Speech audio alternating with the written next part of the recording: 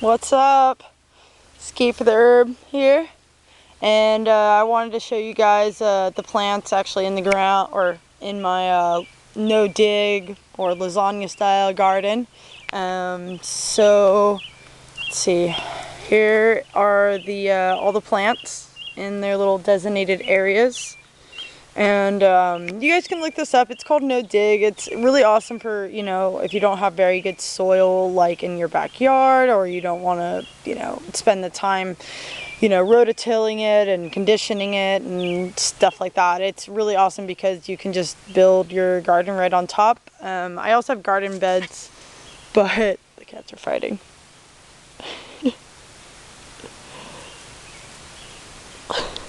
They can't quite figure out this fence thing.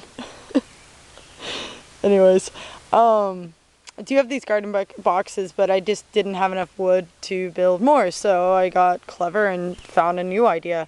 And so I've got 4 tomato plants out here. This tomato plant is going to get really big and bushy, and the gardener recommended that I use plant it in a pot with a tomato cage. So this is what I've done. For the soil in here, this is Happy Frog soil and a mix of blood meal and bone meal. And this plant is called Legend. And over here I have my lasagna style garden, and basically what this is on the very bottom layer there is blood meal and bone meal, compost, and a very thin layer of newspaper. And then it goes pretty much straw. You can use alfalfa as well. I didn't have any, so I'm supplementing that with liquid nutrients, what that would provide, which is essentially like a lot more nitrogen. And then on top there's more compost, and then I bought potting soil you can use, topsoil as well. I went with the potting soil, of course, because I didn't get the alfalfa, so there's just more added nutrients there. And this little plant here is a sweet tomato, and it's gonna get nice and big. I don't know how plants as far as sex goes with tomato plants, so it could be a male or a female. I'm not really sure. I guess I could look that up, or if any of you know, that would be awesome.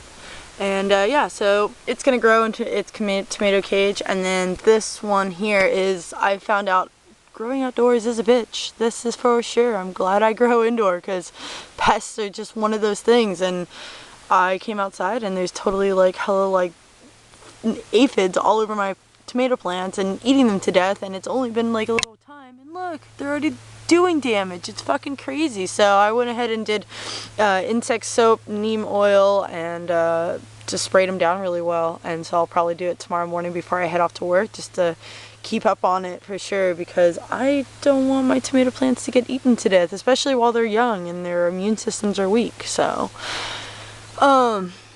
this one here is grown by Gary something or other, but it's a gold, and it's gonna have yellow tomatoes, and those will be delicious.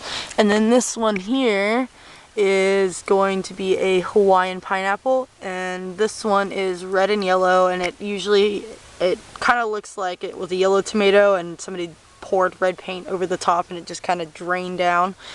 So that should be really pretty. These two here, there's nothing in those. And then these little guys here, it's sweet corn from some place in Morgan Hill, local place. And so these will be delicious. And I've got some seeds. It says recommended, the best way to grow corn actually is to plant a set of them like I've done here, and then 2 weeks later plant another set. So what I've done is I got these starters, and then I've got seeds that I'm germinating tonight, just how I do my cannabis seeds. And then those will be ready probably in about 2 weeks, and then I can plant them out here, and it'll so on and so forth. They kind of like to be really close together because the way they pollinate is that they pollinate themselves, and they need to be kind of close together so that they like to rub on each other. And so that's why you always see corn like really packed in together, is that's why. And over here in this back area is my eggplant. And when I bought these starter packs, starters, I didn't realize that 2 plants came in each little small pot. My pot's out here, but they were just like, I don't know, like about that big, and it just looked like there was just a big healthy plant in there. And then when I got it home, I started looking at it, and there was 2 plants. So I got 4 eggplants, and I'm not exactly sure what I'm going to do with all of the eggplant I have, but we will figure it out, I'm sure.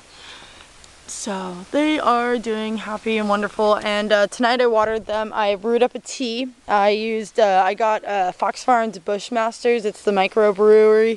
It's got the fungi and the mycorrhiza and the micros and all that fun good jazz. So I went ahead and did a 3-gallon tea brewing for 24 hours, and then I cut that with, I did a half a gallon of the brew and then a half a gallon of just plain water, and I watered them tonight with that. So that should help a lot with their transitioning into their new homes. And then I also did a little bit of Aqua Shield, because that stuff's really awesome. It's a liquid compost, and so definitely bubbling it away with the microbrewery. And then I also added some sweet raw in there just to kind of feed the fungi and beneficials and stuff like that and get them really brewing. So it was definitely a good tea for them.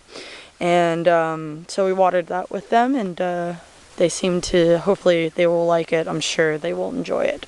And then over here we've got an onion, and we've got squash and cantaloupe and some other different types of squash. They just haven't been planted yet. These are sweet peas. They will eventually grow up this awesome lattice here. This is a pepper. Let's see, 16. I don't remember what I did with my little paper. I bought them from a place. Here's essentially what aphids will do to your plants if you do not take care of them.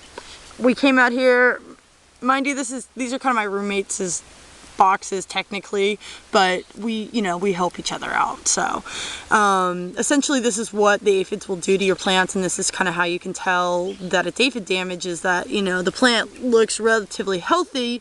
It's not a bit smushed on, it's not droopy from like the stems and stuff from not having water. It literally just gets sucked dry, because that's what the aphids do, is they suck the liquid out of your leaves, and that's what you're left with.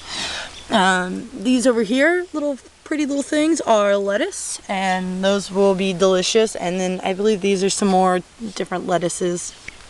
And then these are green bell peppers, red bell peppers, and early sweet jalapeno peppers. So those will all be delicious. And yeah, so well, I'm gonna let you guys all go.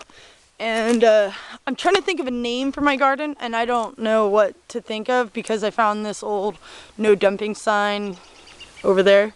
And so I want to paint on it basically and name my garden, but I can't think of anything clever. So then if you guys have any clever garden names, that would be awesome. You can post some comments about it. And yeah, so peace, love, and green bud, everybody. Or green thumb, I should say.